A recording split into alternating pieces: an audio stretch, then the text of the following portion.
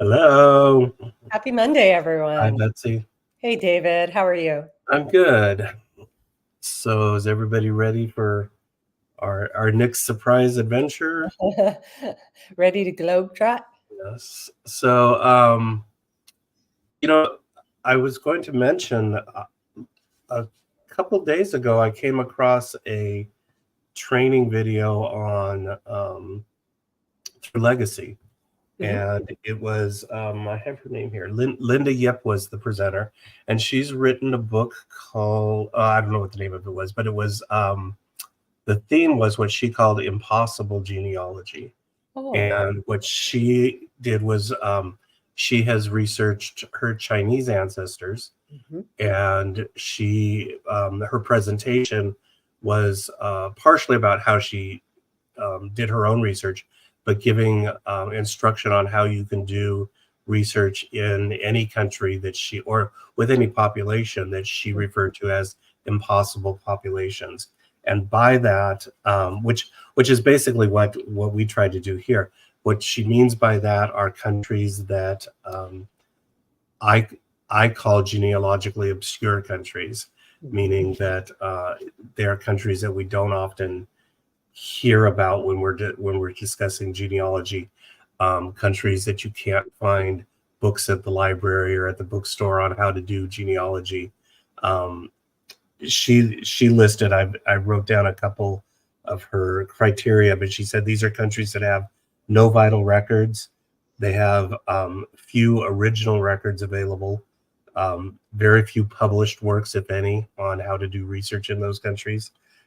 They do not speak English or other European languages, and they are what are considered to have been historically insignificant countries, or historically they have been considered insignificant countries. Let's say it that way.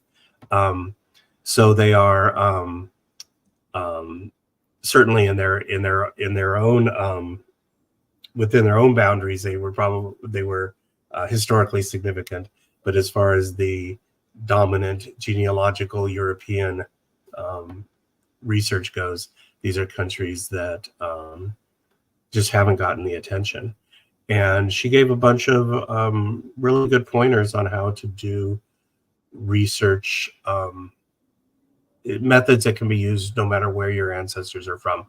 And she also this was not just, I said countries, but it's not only countries, it's populations.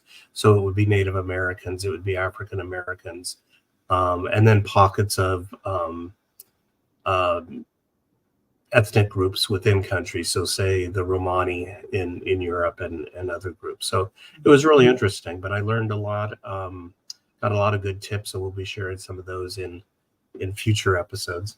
But it was nice to see that somebody else is also giving attention to these countries that um, often get ignored. And we mentioned this a few months ago when we were at Roots Tech, that it was impressive to see the number of countries that were being represented there that normally don't get attention. I remember seeing China, excuse me, China and Japan. I remember there was a course on Iranian, I think it was Iranian Jews that were being discussed. But those are pretty obscure populations, but they still deserve attention. So that's great to see that other organizations are also giving them some attention. Um, I see Elaine has mentioned Moldova there. Actually, Moldova is on my list of potential countries to present coming up. So we'll see about that. Yeah. Uh, Moldova is the least visited country in Europe. So Interesting. I just learned that, so it's interesting that she brought that up there. Um, so today we have a surprise country.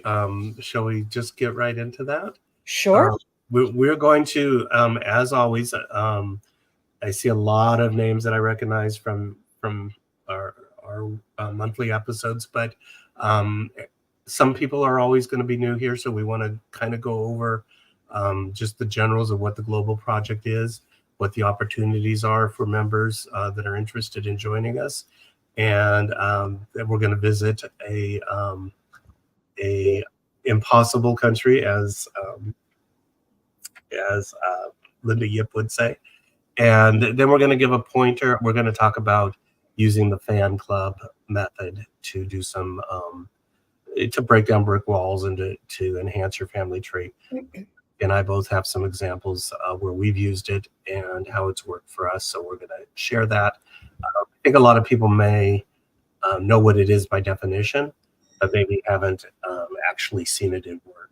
We're going to hopefully shed some light on that for you. So let's go. I always struggle with sharing my screen, but let me try to pull it up here. Okay. If you want, I have the global project ready. You want to do the global project first, and then Yeah. I'll do the second part. Okay. Yeah. All right. Okay. So the global project, for those that are not familiar, the global project was created. Actually, it's been around a long time, and it was originally intended to oversee any projects that don't belong in it, that don't have a parent project that they fit in nicely with. So for the longest time, it was only the first responders project and the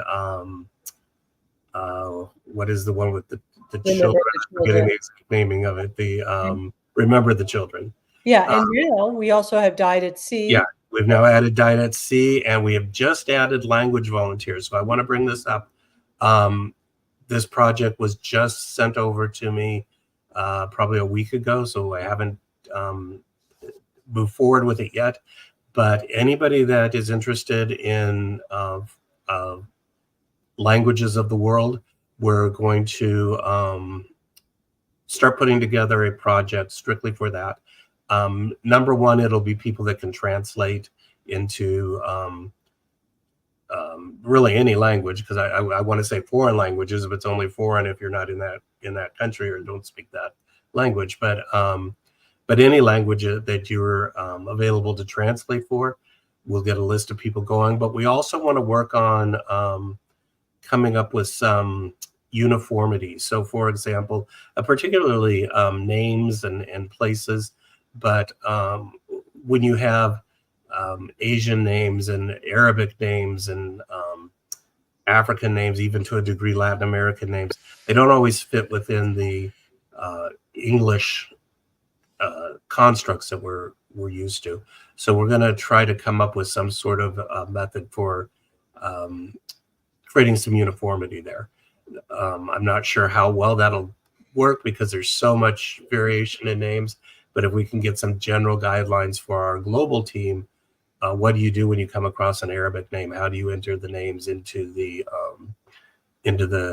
restrictive boxes that we have on WikiTree currently?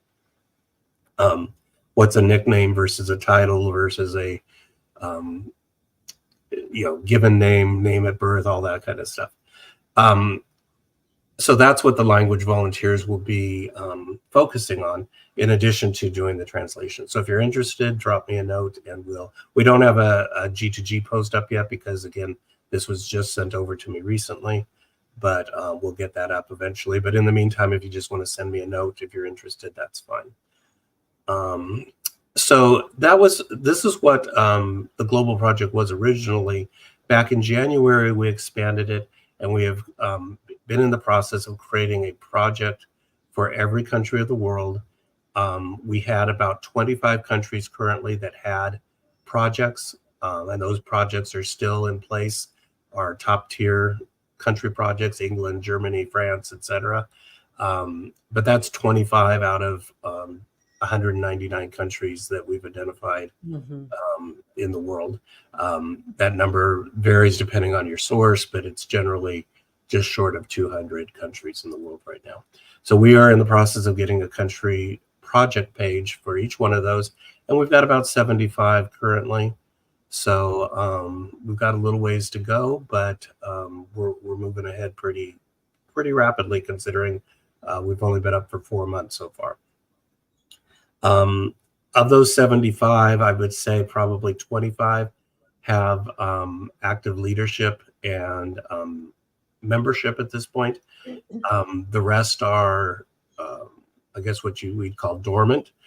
We have all the information up, but there is no activity going on.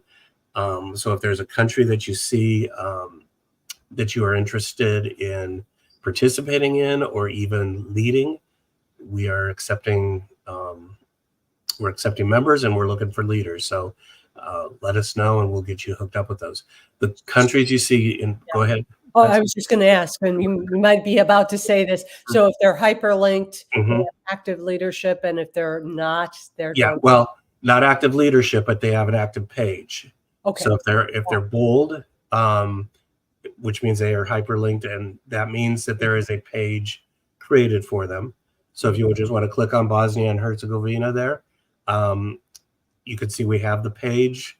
If you scroll down a little bit, you'll see a box that says how to join. And in there where it says coordinators, it's vacant, which means there is no leader or coordinator yet. So this country is available for adoption. If you see a name there, that means there is a leader, but that we still have lots of room for members. And some leaders may be looking for co-leaders too, so you can always inquire. Particularly if you have specific knowledge or history with those countries. So if we go back to our main page, you'll see also there's an alphabetical shortcuts there. So you can jump right to the country that you want to go to. Somebody asked last week why there are different colors, and we didn't see it on our screen last week, or last month rather. But I see it here today, so I will reiterate what we said last time. Once you click on some browsers, once you click on a link, it often changes color. So those that you see in pink are simply the ones that I've clicked on recently, and or the ones that I've clicked on recently. I'm sorry, that's right. This is your this is your screen, not mine. So yeah, so that's all that means is that. If you see it on yours, it means that you've clicked it. And I believe if you have the WikiTree browser extension, you can change those colors. So you may have different settings, depending on how you set yours up. So anyway, so I'm going to now show a few pictures of our destination for the month. And we're going to see if anybody can guess where we're going this time. Anne, I'm sorry. Anne had said, please enlarge your screen. I'm so sorry. I didn't see that because I can't see the chat while I'm screen sharing. Right. Yeah. So we'll try to make sure we watch for that. If somebody needs us to enlarge it, let us know again. All right. I went the wrong place. Let's see. And that's okay. My present button, share my screen. And let's see. There. Hey, do you see it? Okay, and now I'm going to add you to stage. Okay. There you go. Okay, so let's see if I can maneuver my tabs here. Are we able to see the picture? Yes. Okay, so here is picture number 1. Let's see if you can't guess what country we're going to, if we can even get the continent or get the region. This waterfall is the largest free-falling waterfall in the world. Wow. I did not realize, I have actually never heard of this waterfall, which is surprising because you would think being the biggest in the world, we would have heard of it. But it's a really pretty scene right there. Yeah, looks gorgeous. Here, this is a coastal residence. This country, as most countries are, it's on the coast. As not maybe most, but many countries. It has a bit of a Caribbean feel to me, but I will tell you right now, this is not in the Caribbean. We're getting some good guesses. People are guessing Again, I Africa can't and South America. say that again. People are guessing Africa and South America. Okay, well, I will tell you, half of those people are correct. Okay, let's see. Anybody that recognizes this is a picture of the capital city. And one more picture of close-up. This cathedral is the largest freestanding wooden building in the world. And I will give you the name is St. George's Cathedral.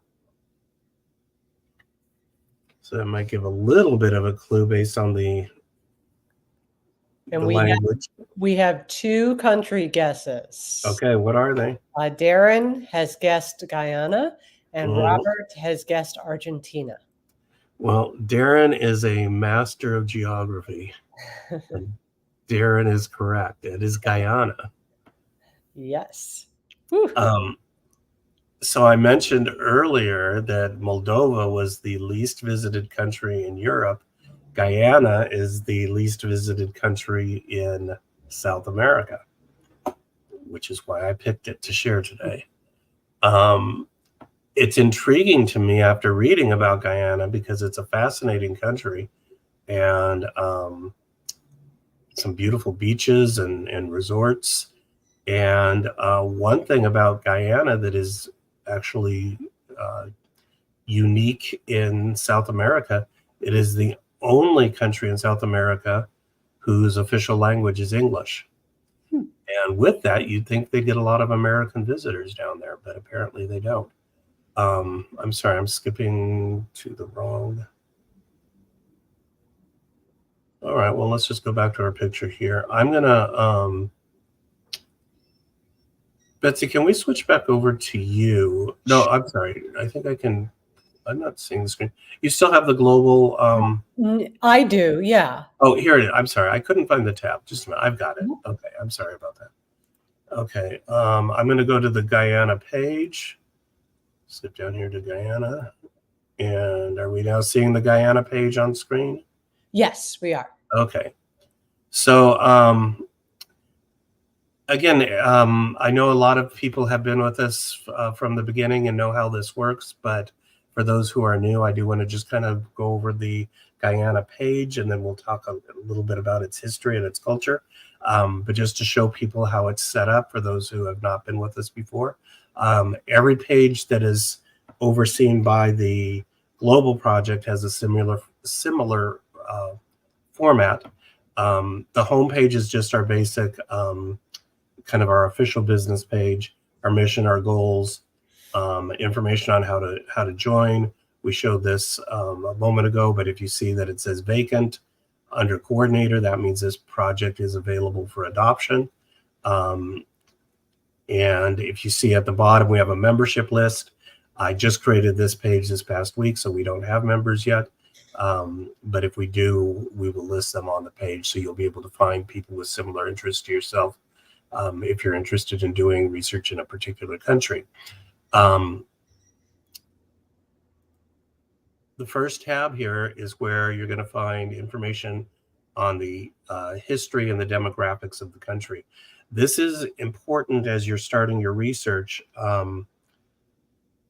Before you do your research in a country you're not familiar with, you really need to get just kind of a primer on the demographics of that country. You need to know what languages you're going to be encountering. You need to know what ethnic groups you'll be seeing. You'll need to know what religions. Just the basic setups of the country before you start getting into the nitty gritty, because you want to be able to understand the context when you find your family's records. You want to have some context to put that information into. So we provide a real brief primer on each country on our main page. This is not intended to be this is not intended to be deep um, what's the word I want to say? It's really a basic primer, and so um, it's intended for people who really have no idea what they're going to encounter in this country, to just give you the basics. With each section, we generally will link to a Wikipedia page, which will give you more research information. But from there, we want to go, you'll want to go into, finding books and articles and stuff that maybe pertain to your specific area of interest. But this is just a real brief primer. It gives you the location of the country, tells you what countries are nearby. Often that's important. Many of the countries that we've visited so far have been pretty tiny countries. Guyana is the third smallest country in South America, and the second smallest population in South America, which means that a lot of people probably travel outside of the country, maybe have family connections and interactions with neighboring countries. So knowing where it is and what countries are around is important, because there's a lot of overlap. Borders change. We find that in Europe a lot, where your family lived in Poland and then Ukraine and then Russia, and it turns out they never moved. It's just the borders moved around them. That happens in all continents. So if you're particularly with a small country, if they live near a border, there's a good chance they may have lived in multiple countries without ever having moved. The administrative divisions we include because that tells you, in the United States, for example, our records are kept at the county level. You need to know where the records are going to be kept. And in order to do that, you have to understand the kind of the hierarchy of the administrative divisions in that country. So here we talk about Guyana being divided into 10 administrative regions, and those are further divided into what they call neighborhood councils. So if you don't know what a neighborhood council is, you're not going to know whether you're not going to know to look there. So understanding how the country divides itself up administratively is important. I'll come back to the history in just a moment, and in fact, maybe we'll talk about all of these together. And we have the history, the ethnicities, the languages, and the religions. I'm going to talk about all these as one group with Guyana because it's really pretty intriguing. And then down below we have the naming conventions. Some countries, the naming conventions are pretty straightforward, but as I mentioned before, if you're dealing with Asian countries, African countries, Arabic countries, they may have naming patterns that don't fit into our traditional Western systems, and so we need to understand what those are. If a lot of times in Asian countries, you've got the last name first. In Arabic countries, the titles get often put into the name, so you got to be able to tell what's a title and what's an actual name. Some countries, people are born with one name, and as they grow older, they change and get an adult name, and so on. So we talk about that in that bottom section there. So I'm going to turn off this real quickly. I'm just going to go back to one of our pictures here. Okay, so Guyana is interesting because of its history is really fascinating, because it has it's got a very diverse population due to historical events.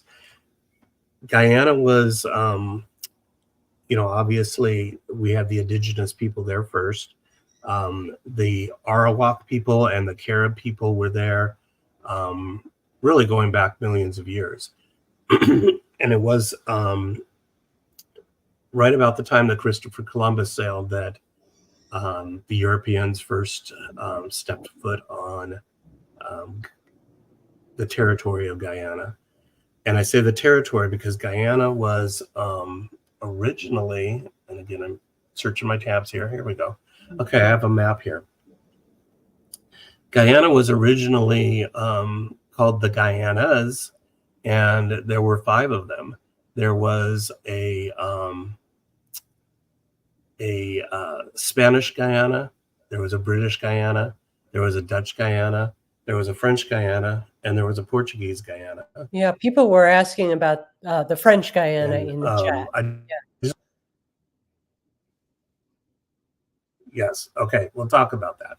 So originally there were 5 Guyanas, so there were 5 different European nations that colonized that region that was referred to as the Guyanas. The territory that was Spanish Guyana is now, excuse me, is now incorporated into Venezuela. That was the northernmost Guyana, and the southernmost was Portuguese, and that is now part of Brazil. So we still have the British, the Dutch, and the French Guyana. The British Guyana is what we now know simply as Guyana. The Dutch Guyana became Suriname, and that is an independent country. And then French Guyana is still in existence as a French, I don't know if they call it a territory or a possession, but it is still overseen by France. So you've basically got 3 entities still in existence. That would be British, Dutch, and French Guyana. Again, the British Guyana is simply known as Guyana now. Suriname was once Dutch Guyana, and French Guyana still exists as, well, and here it actually says on my map, it's an overseas department of France. So we are going to talk only about the nation of Guyana, which was, again, formerly British Guyana. But even within the nation of Guyana, we have a really colorful history of people. So Guyana in general was first settled by the Spanish. The entire region was Spanish. And I don't know if people know why. Many people know that Brazil has a Portuguese, is a Portuguese nation, while the rest of South America is Spanish. The reason for that was when they were disputing territory, they decided to divide the world in half, and half of the world was given to Portugal to settle, and the other half was given to Spain to settle. And the line that they drew just happened to run right down, right through Brazil. So Spain got most of South America, but the little bit that sticks out went into the Portuguese territory, and that's why Portugal oversees Brazil, or oversaw Brazil. And the same with Guyana. Guyana was originally settled by the Spanish, but then the Portuguese were able to, I don't know exactly the timeline there, but at some point the Portuguese had control, so there was some dispute over that. But ultimately, they both lost out, and in the 1620s, the Dutch West India Company came in and took over Guyana, and it became a Dutch colony. So the Spanish and Portuguese were out. Their influence was still there, but the Dutch took over control. The Dutch set it up as basically as a giant sugar plantation. And where you have a sugar plantation, you're going to have slaves. And so very shortly, the Africans were brought in to provide slave labor for the Dutch sugar plantations. So you now have a fifth group of people. You had the indigenous people, the Spanish, the Portuguese, the Dutch, and now the Africans. And then in the 1800s, Napoleon came into power and went to war with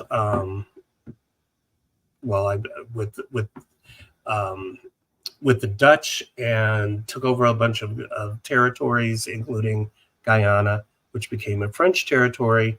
He then disputed that territory with the British. It went back and forth between the French and the British over many years, and eventually the British won, and it became British Guyana. So you've now got the French and the British influence there. The British made it a colony in 1831, and in 1834, which was just 3 years later, they abolished slavery. So without the slave labor, they needed to find a source of labor somewhere else.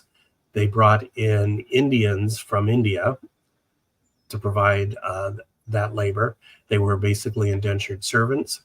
And also, going back to the Portuguese again, they imported a bunch of workers from the island of, I believe it's pronounced Madeira. And that is an island off the coast of Africa, pretty much off the coast of Morocco, out in the Atlantic Ocean. And that was a Portuguese territory. And they were going through a phase of depression there. The economy was failing and people needed work. So they were brought into Guyana. So you had another influx of Portuguese.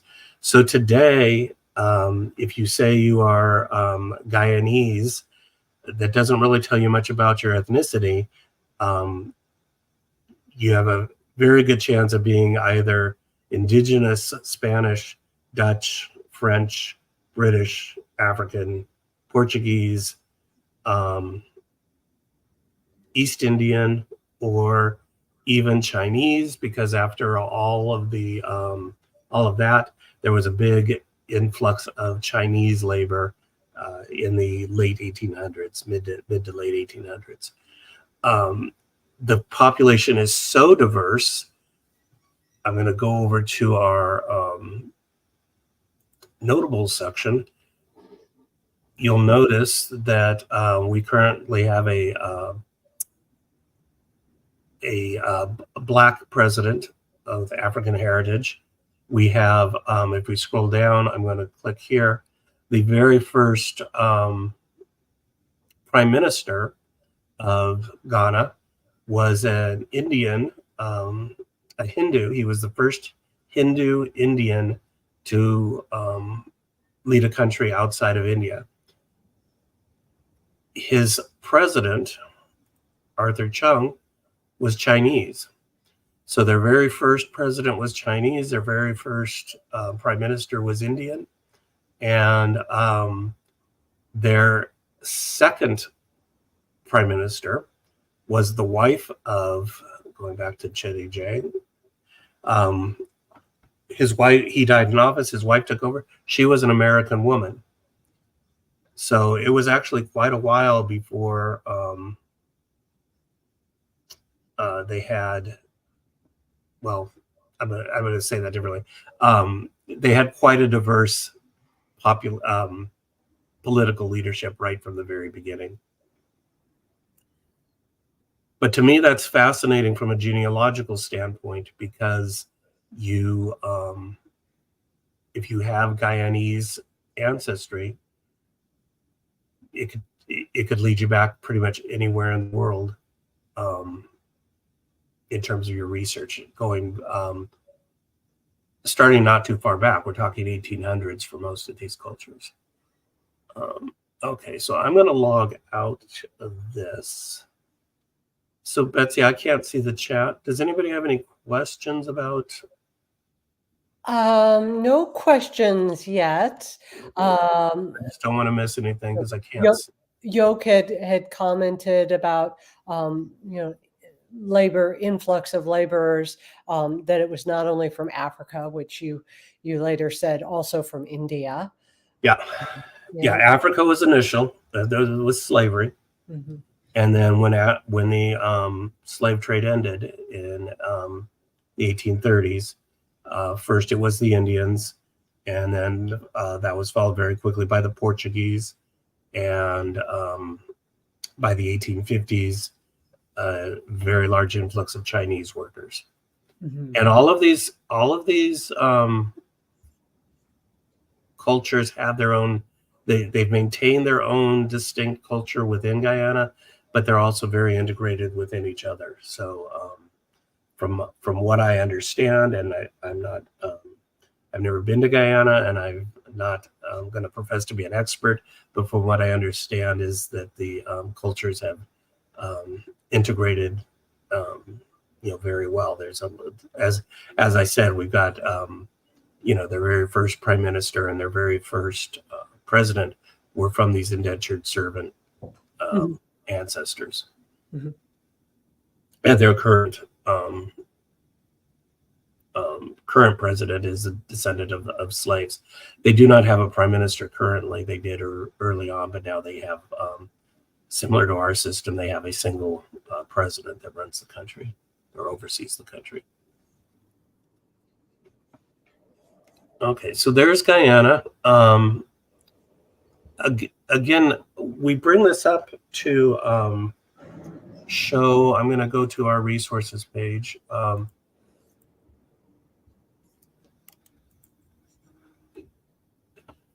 To show that, even if a country, if you come across in your own family research, or you're doing research for someone else, or working on a notables profile, and it takes you to a country that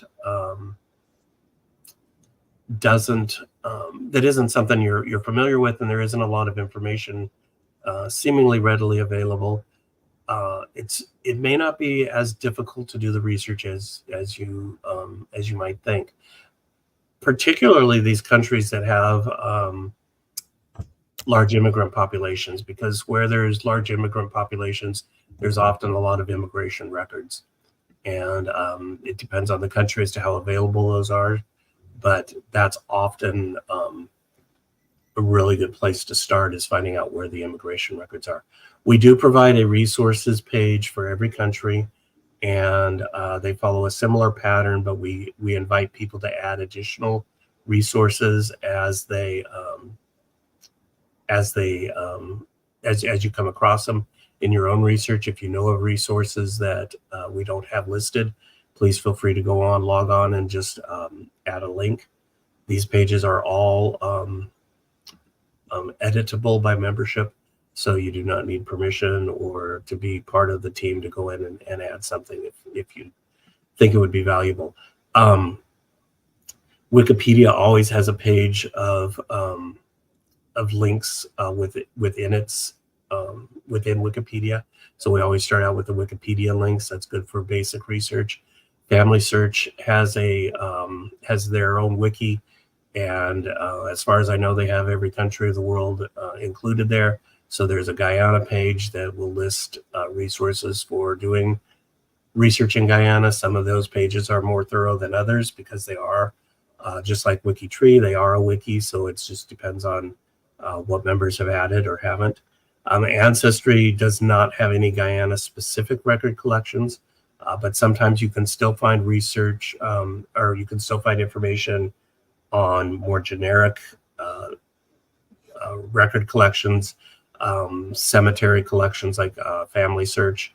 It's not specifically a Guyana resource, but they do have, or they may have cemeteries included from Guyana. So just because Ancestry doesn't have anything in its title doesn't mean there aren't records there if you search hard enough. Cindy's list resources for Central and South America. The World Gen Web does not have a Guyana page, but they do have pages for a large number of countries. So that's always a good place to check. The U.S. Library of Congress, people don't necessarily think of this, but the U.S. Library of Congress has resources from all over the world, and they have a reading room for each region, each continent of the world, and primary sources from pretty much every country of the world. So if you go to their Hispanic Nations reading room, that's where they have all the resources for South America, Central America, and the Caribbean. And you will find, like I said, primary documents available there. And then so far, without fail, I have found online a National Archives and a National Library for every country that I have looked up. and Guyana is no exception. They do have both a National Archives and a National Library, and they both are online with documents available. I didn't research deep into what those documents are, but if you don't find what you're looking for online, they do have an email address. You can email to their administrators, and I'm sure they'd be happy to tell you what they have available. And even though these may be genealogically obscure countries to the Western world, within their own country boundaries, I'm sure they are, fully aware of what records they have that would be helpful for genealogical research. And then there's a site called Forebearers that has a list of Guyana resources. And there is a British Guyana Genealogical Society online that we've linked to. So one thing that you want to do if you're starting out with research in a country you're not familiar with, or even within the United States or your own home country, if there's a population you're not familiar with, reach out to other people. So reach out to their National Archives and their library, reach out to genealogical societies online. Just Google your country with the word genealogical society and see what comes up. You'd be surprised. You don't need a lot of experts. You just need one or two that can guide you in the right direction. Another place to look are universities. Contact the national university and see if there's anybody that can help you there, or even within your own country, United States, or wherever you are in Europe, Australia. If you've got a major university nearby, contact their history department and see if there's somebody that can maybe give you some guidance. So lots of resources there if you just break out of your box and do some searching. And then, as I said, if you find that stuff, if you could come back and let us know, we can post it, and that way the next person comes around. Oh, and then I've also forgot the most obvious thing. Go to G2G and post.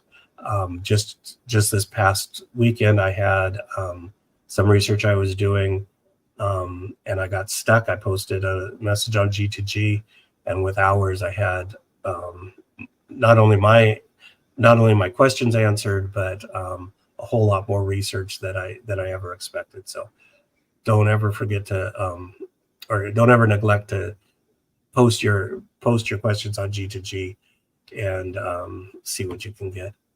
Okay, so let's move on. We're running a little bit low on time. I talked more than I thought I was going to, but let's go to our topic of the week. I'm going to close out some of these. Okay, so our topic of the week is the fan club, friends, associates, and neighbors. And what that means is when you're doing research and you hit a brick wall or you get stuck, try searching, try looking for information on the circle around your family member, meaning their friends, their associates, their neighbors. And oftentimes you'll find clues there that can lead you to the answers that you're looking for. We do that with family members. We know that if you can't find the birthplace of your great-grandfather, but you look for his brothers and sisters' obituaries, you may find it, or the parents' names, or whatever information is you're looking for. Most of us know that we can check out the brothers and sisters, or the parents, or the cousins, but it also works in certain circumstances by looking at the neighbors, the friends, various other associates. So Betsy and I are each going to give a couple examples of how we've used this and solve some brick walls. So I'm going to start with my great-great-grandparents, Gustav and Christina Berggren. They lived in Iowa, outside of Red Oak, in a little community called Grant Township. And that's in Montgomery County, which is in the southwest corner, very southwest corner of Iowa. And I have a lot of family there. They were all farmers, and they were all from Sweden. But I couldn't, for the life of me, find any information on how they got to Iowa from Sweden. I knew they were Swedish. They belonged to the Swedish Lutheran Church, but I couldn't figure out how to find that link back to Sweden. And somebody, David, somebody has asked, can you increase the document size? I can, I think. Let's see right here. There, does that work better? Better, yes, much better. Okay. So this is my great grandparents' marriage certificate. It's just the copy from the state. You're probably all familiar with the format here and the blue background. But I saw down here towards the bottom, it listed the officiant, B.M. Halland, of the Swedish Evangelical Lutheran Church. So I thought, well, let me see if I can do some research on the church. And I wasn't able to get much. So that didn't help. But then I remembered hearing about the fan club and thought, well, let me do a little bit of research on the ministers, see if that'll tell me. Now, I wasn't necessarily looking for a place of birth. I was looking just to get some context for their life. Again, they were farmers, so there wasn't a lot of records on the details of their lives. So I thought maybe through the church I'd find some. But I Googled B.M. Halland, and I came up with this website right here. And it's a biography of Reverend Halland. And it turns out that Reverend Halland was a minister in Illinois. And he happened to be on a train one day and overhearing a conversation from the directors of the train, who also happened to be on board. And they were talking about starting up a new rail line that was going to go through southwestern Iowa. And one of the things that I've heard that the railroad barons often didn't make their money off the railroad. They made it off of the real estate that the railroad traveled through. And that seems to be the case here. They were looking to sell the land around the railroad tracks to create businesses, to start building towns. And Reverend Halland decided that he wanted to move his congregation out of Illinois and wound up buying up a whole bunch of land in what became Montgomery County and Page County, Iowa. And then he moved his congregation there. And amongst his congregation were my ancestors. What that meant was that they, prior to living in Iowa, had lived in Illinois. And I had no idea. So I went back to Illinois, looked for the records, and sure enough, I found the marriage records and some birth records. And in these records, it listed the hometown in Sweden where my ancestors had come from. Wow. That's exciting. Yep. Yeah. And I had given up hope on that. I thought I'd been through every record in Iowa I could find and just thought I'm never going to be able to break this brick wall. But by researching the minister, the brick wall was broken. So if you're not familiar with how the fan club system can actually provide benefit other than just providing you some interesting stories, there's a perfect example of how unexpectedly that brick wall broke down. And you can do that. This happened to be the minister, but you never know which relative, but which neighbor, which coworker, which associate might have that piece of information in their records that can lead you to your own family's. Right. And notes, to a reminder to look at the witnesses as well. Witnesses. Mm-hmm. Of course, yeah. Wedding parties. Yep. If you've got I always found that kind of boring, reading the wedding announcements and they tell you the color of the dress and all that stuff. And that was never my cup of tea, but looking down the list of wedding guests and who was there. It's like, I don't care. But then I realized that these people were there for a reason. They obviously have connections to the family, and they may hold the keys to the missing piece of information that I'm looking for. So now Betsy has an example from her research Yeah. involving census records, I believe. Exactly. So let me go to my ancestor. Do So I need to log out? Or no, I just removed you. Can you see George Leroy Menzies' profile? okay, I gotta pull my screen back up here. Oh, David, am I sharing my screen? I'm not seeing my screen. Hold on. My screen went blank. Okay. I mean, I can come out of screen share mode. Okay, I'm back. Okay. Yes, I see. Yes. George Menzies. George Leroy Menzies. Yes, right.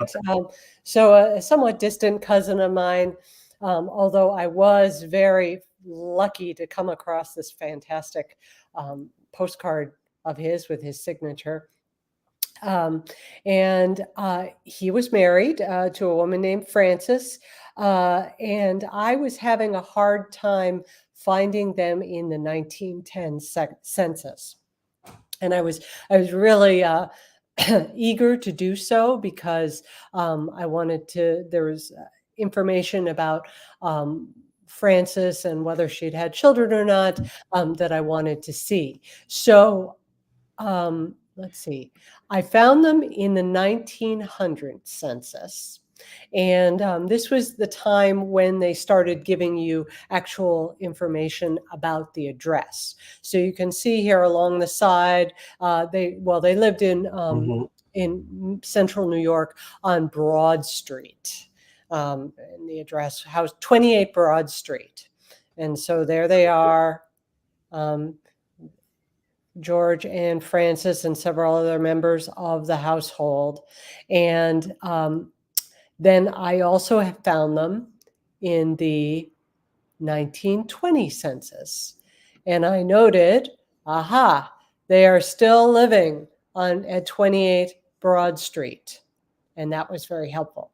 So, I mean, the obvious thought is that in 1910, they were probably still living at 28 Broad Street, but I could not find them. So what I did was I'm going to return to the, I'll stay here. I looked at the neighbors above, particularly the neighbors on Broad Street, because they must have been on the corner, because in both cases, the street changed after them.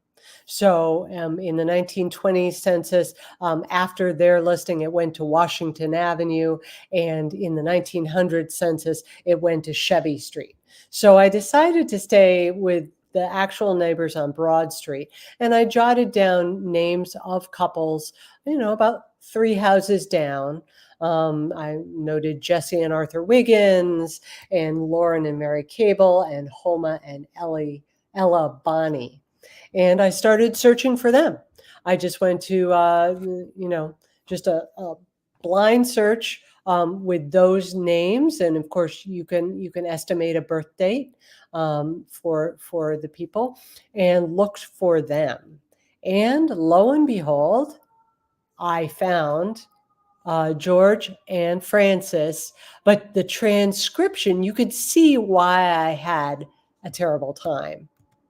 Because if you look at this, the transcription was, instead of Menzie, it was like Omzi. Omzi, yeah. Yes. So that's why I had such a difficult time finding them. But reassuringly, here are Homer and Ella Bonney living right next door. And if I go a few houses away, there are Arthur and Jesse Wiggins.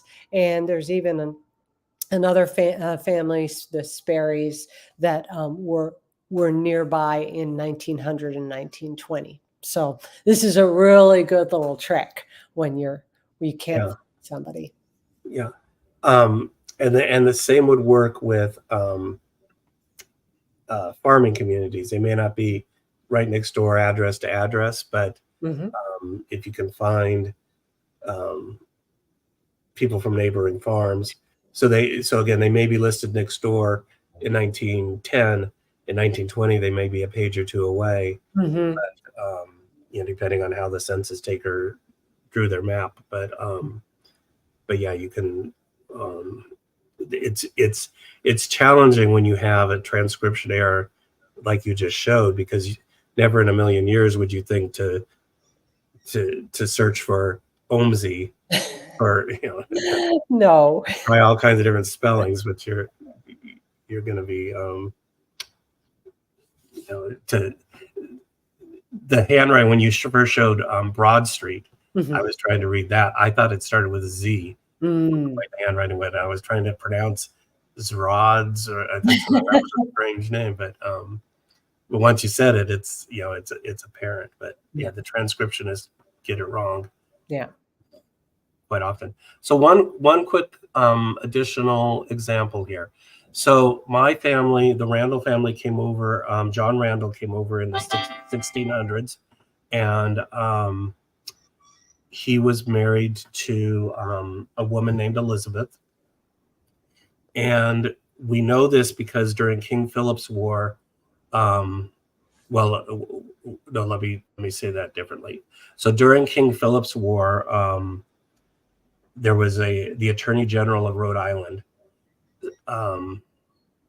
He was based in Newport, Rhode Island, and at this time there were only 5 towns in Rhode Island, 5 little communities.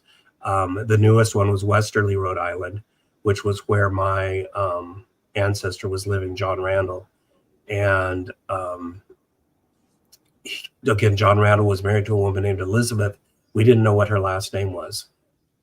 There was false information, inaccurate information that had been handed down for 100 years on who she was, but we knew for a fact that that wasn't accurate. So we're trying to figure out who Elizabeth actually was. And David, were you? I just added you to the stage. Are you ready to show? Yeah. Yeah. Okay. Here you go. Back again. Let me talk for just a minute, and then I'll show. Okay. And hopefully that doesn't confuse people. The picture on top of the picture on top of the picture on top of the picture. But so anyway, we were trying to figure out who Elizabeth was. That was our question. Who was Elizabeth Randall before she was Elizabeth Randall? And we had a letter that was written by the Attorney General of Rhode Island. Again, this is 1600s, King Philip's War. He sent a boat to Westerly to rescue his daughter, her husband, and their children. And we knew that his daughter was named Elizabeth. And his last name was Torrey, Joseph Torrey. So there was an Elizabeth Torrey who was rescued from Westerly with her husband and children. Now, was Elizabeth Torrey Elizabeth Randall? Possibly. That was the question. So what we did, I'm going to pull this up here now. Let's go to, oh, you just removed it. Okay, put it back on here. So you're going to have to present. Okay. There you go. Okay. All right. So we came up with this list here. We have a census record from the original settlers, which was the heads of household. So we know all the men who lived in Westerly, Rhode Island in this is 1660s, 1670s. We had a couple different list of freemen, oath of fidelity, etc. So we basically knew all the men that were living in the town. There were, I think, 30 something. What we did was we researched each one of them and figured out who their wives were. And we ended up with 3 men whose wives we could not identify by last name. So there was John Randall and 2 other men who were the only men that could possibly be the husband of Elizabeth Torrey. And through the further researching those 3 men, we were able to eliminate 2 of the other men that could not have been married to Elizabeth Torrey for various reasons, which left us only one man in the town that could possibly have been married to Elizabeth Torrey, and that was John Randall. So therefore, we can conclude with near certainty that Elizabeth Randall was originally Elizabeth Torrey, the daughter of the Attorney General of Rhode Island. And by knowing that she's the daughter of the Attorney General, it adds a whole new element to the story because, or to John Randall's story, because we can tell that he must have been a person of some status, in order to have had that relationship. So again, by researching all of the men of the town, we were able to figure out who our maternal, I don't know you wouldn't call him a progenitor, would you, for a female? Well, I don't know. I don't know that I never thought about it being gender specific. Yeah, I don't know. Yeah. Can you make it a little bigger? Yep. I think here we go.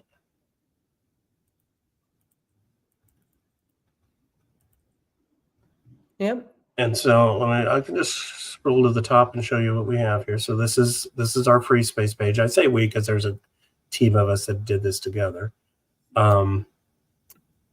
We have a little bit on the founding of the town, and then our original list of westerly inhabitants. And there's 4 documents that we have that list the original inhabitants of the town. And then we have here each of the households: Jonathan Armstrong, James Babcock. When they had adult children live there, James Babcock had 3 adult sons that also lived there. The Burdocks, the Champlins, the Clarks, the Cottrells, the Crandalls, which is interesting because I'm also descended from the Crandalls, who have no relationship to the Randalls, but they lived in the same town.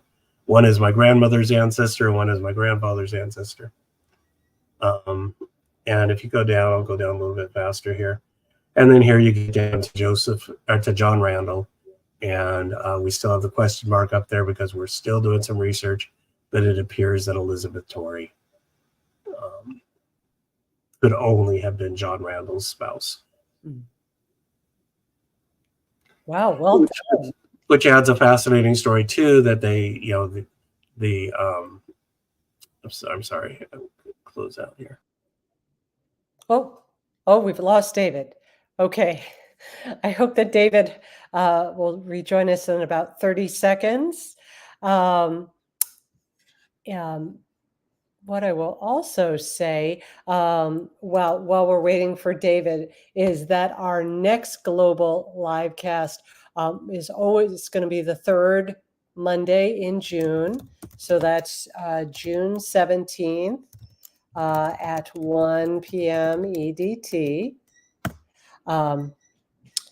So let's see if David comes back. There he is. Hooray. Hi, David. Welcome back. I don't know what I clicked, but I clicked something. I don't know if people understand how difficult navigating and talking and presenting at the same time when you're not, I envy some of these people that I see on YouTube doing their videos and how skilled they are, but so many little things to click here and there. But anyway, I apologize for that. And I don't know where I was when I got cut off. But anyway, that's just another example of using the fan club as a fan club method to solve a brick wall. We exhausted all the records from our relatives without getting the results we wanted, but by going again outside of the immediate family and doing some neighborhood research into the neighbors, associates, etc. We got the answers we were looking for. So you just have to be creative. I think sometimes we tend to go in with a narrow focus, and we're focused on these records, and those out there don't seem to apply. So we either do that or we go on the rabbit hole, and we wind up chasing people that that have no relevance to our research. So we got to watch that too. But there's a fine line in between where you can step outside of your own family, but without getting too far off track. So next week I don't have a topic yet. I've got a few ideas. I'm sorry, next month. Next month. And that's June 17th, I believe. Right, June 17th at the same time. Okay. Yep. If anybody has some ideas for future episodes, or if you have a country that you'd like to see presented, go ahead and drop me a note. And again, I'm going to emphasize we are very much in need of people to adopt countries. So if there's a country, even if you don't know anything about the country and you just want to learn, you don't have to be an expert on the country. You just have to be willing to provide some coordination and do some communicating with other members, and we'll get we'll get you up and started on that. And you'll have full support from the team, so you won't be out there on your own. So if you're interested, just drop me a note and we'll get you hooked up with that. So thank you everybody for tuning in, and we will see you in a few weeks. Great. Thank you, David. Have a great day, everyone. Bye.